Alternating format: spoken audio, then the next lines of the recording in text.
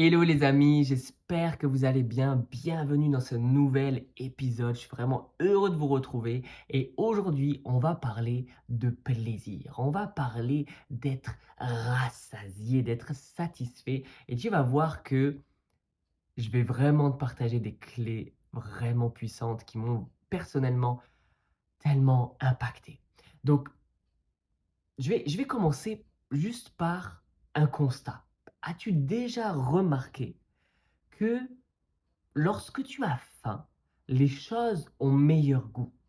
Heu, je me souviens à l'époque, quand on savait qu'à le soir, on allait faire avec mon frère, mes parents, on allait faire une raclette. Souvent, c'était le moment où comment on dit? On se pétait le bide, désolé de l'expression. On mangeait pas de l'après-midi, on n'attendait qu'une chose, c'était de pouvoir se régaler le soir avec cette raclette. Donc on mangeait pas juste pour avoir faim, que notre ventre soit disponible pour manger cette raclette. Bon, c'est pas forcément un très bon exemple et surtout je vous encourage pas à manger de la raclette, mais c'est pour illustrer mon point. Lorsque tu as faim, les choses ont du goût. C'est c'est goûtu, c'est délicieux, et cetera. Et l'inverse aussi est vrai. C'est-à-dire que, je ne sais pas si tu as remarqué, mais plus tu vas manger, admettons sur un repas, moins ton plat va avoir du goût. Moins, finalement, tu vas prendre de plaisir au fur et à mesure que tu manges. Pourquoi? Parce que lorsqu'on n'a pas faim, lorsqu'on n'a plus faim, les choses ont moins de goût. Et c'est tellement vrai. J'espère que tu me rejoins là-dessus. Mais, et la parole de Dieu en parle. Dans le Proverbe 27, verset 7, celui qui est rassasié piétine le rayon de miel, tandis que celui qui a faim trouve doux tout ce qui est amer. Là, je veux dire, il n'y a pas plus, comment dire, c'est tellement évident, il n'y a pas plus évident. Celui qui est rassasié piétine le rayon de miel. Le rayon de miel, là, l'idée, c'est que c'est quelque chose de délicieux. Mais lorsque tu es rassasié, même quelque chose qui est délicieux, tu le piétines.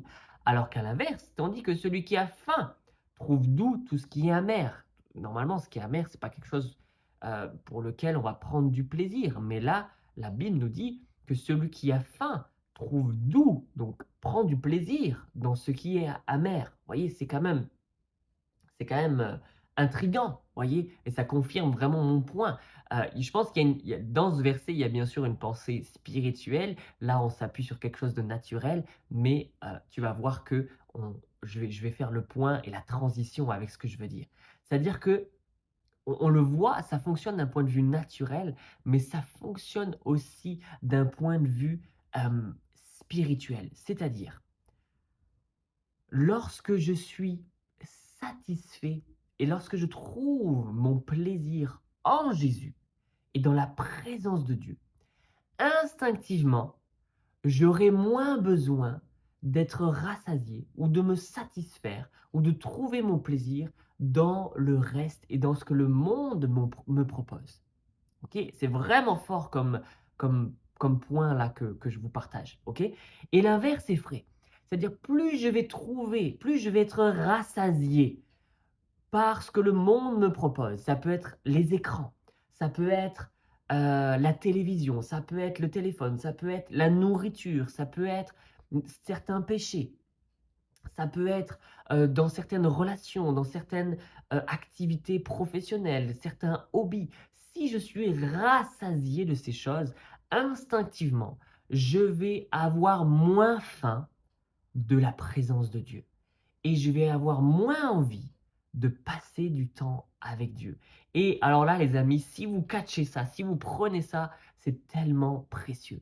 C'est-à-dire que dans les deux sens, si c'est comme si en fait finalement on a une réserve de satisfaction.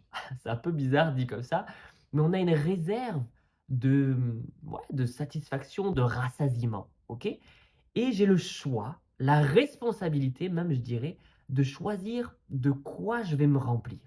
Ok? Et suivant de quoi je vais me remplir, ça va avoir des conséquences plus ou moins positives. Ok? Si je me rassasie de nourriture, si je trouve mon plaisir dans la nourriture, instinctivement, ça va avoir un impact sur ma santé.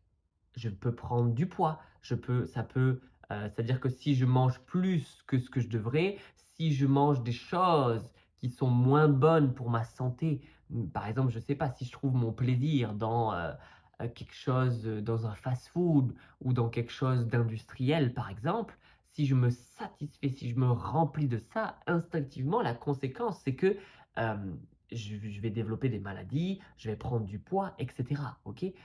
Si je me nourris de la télévision, si je me nourris des écrans, instinctivement, ça va comme mettre un brouillard, je vais me déconnecter de la réalité, ça va avoir des conséquences négatives, OK?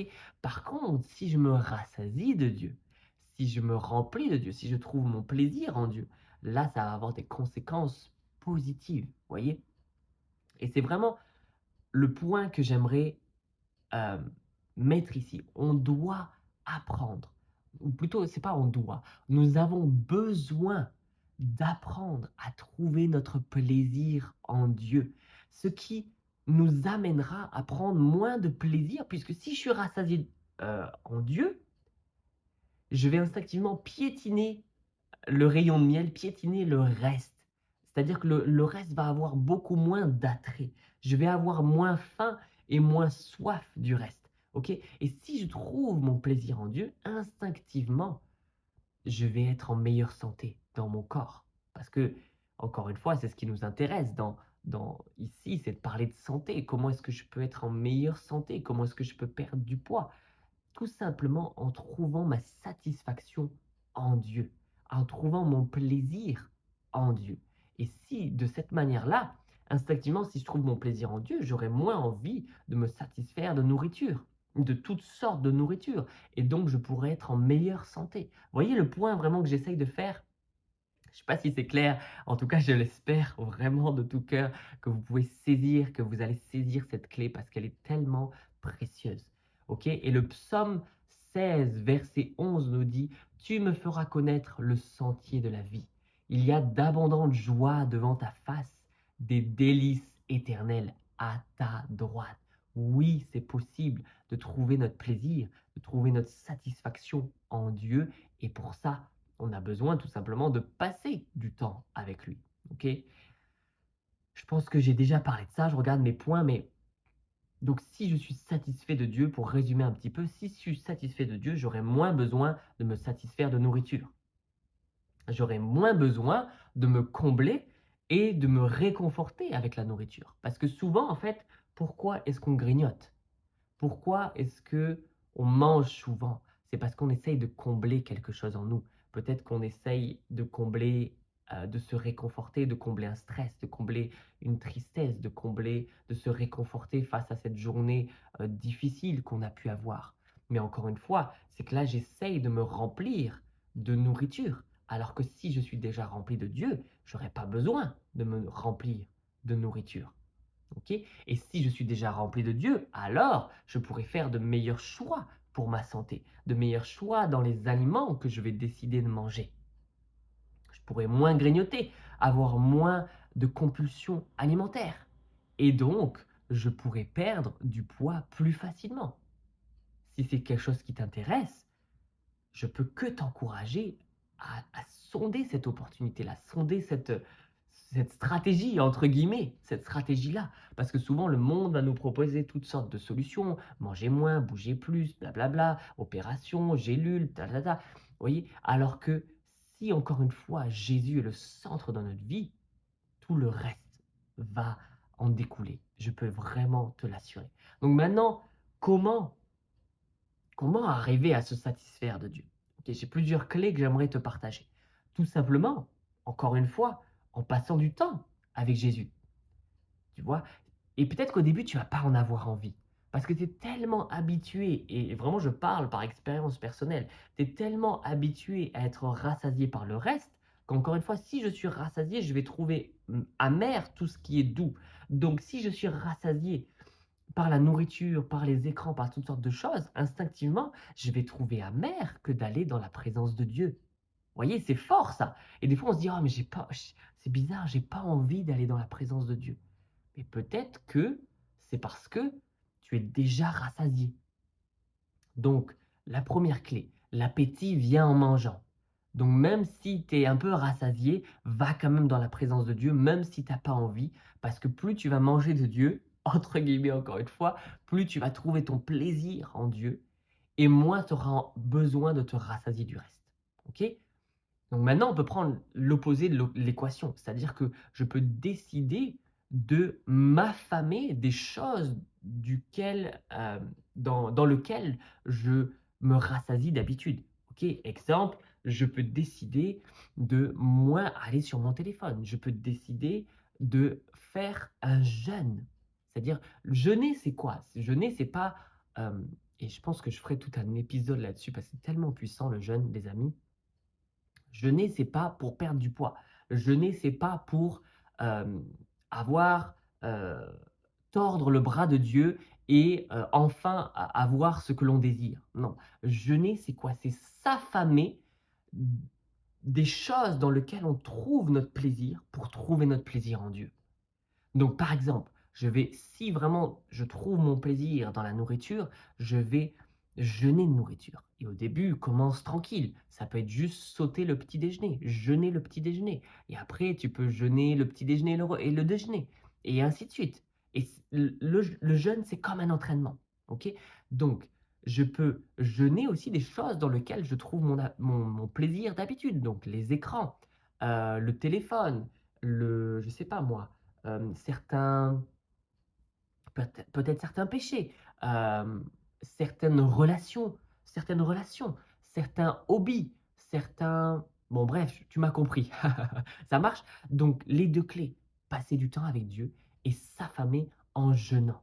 OK? Et quand je dis s'affamer, c'est encore une fois pas que de nourriture.